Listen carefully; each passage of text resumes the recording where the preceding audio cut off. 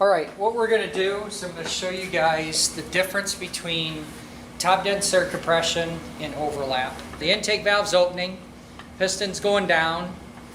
Okay, so we're going to fill the cylinder. Okay, as the piston comes back up, you'll see the exhaust valve is not moving at all.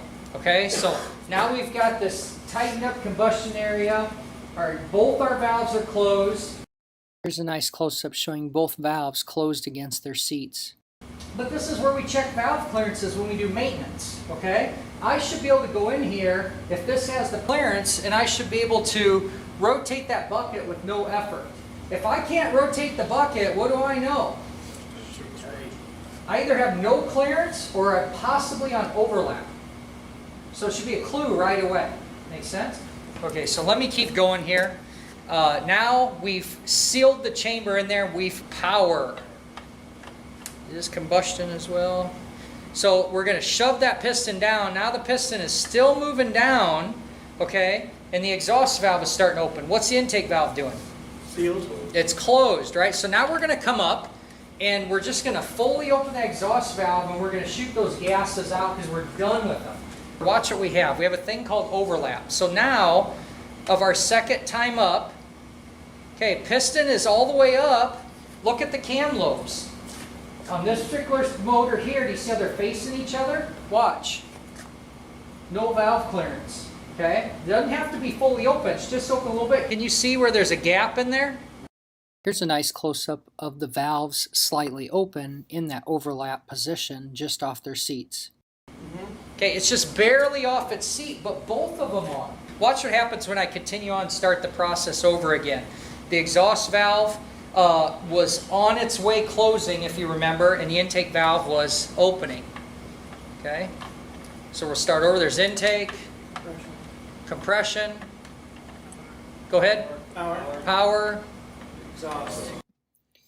Hey, I want to make a video and really spend some time in here because this is an area that every year teaching or training techs or whatnot that I see is a problem where people seem to have this lack of understanding of top dead center compression because overlap is not talked about in a service manual because it's not anything needed for us as technicians or maintenance or assembly.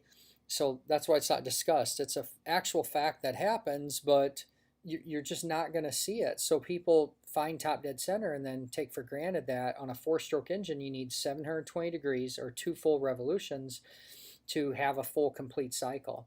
The big trick here is really if you're turning the motor over in the right direction of travel, which when I say right, I don't mean right, I mean correct.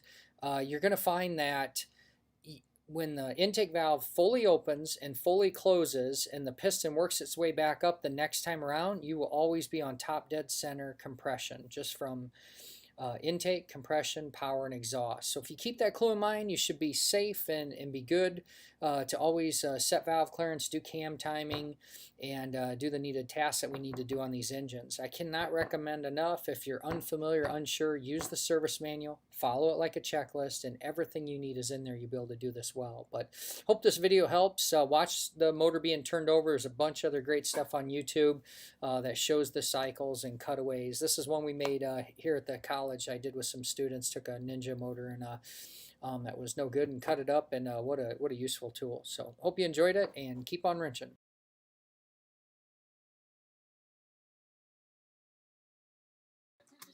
If you like what you see here, would you please share it?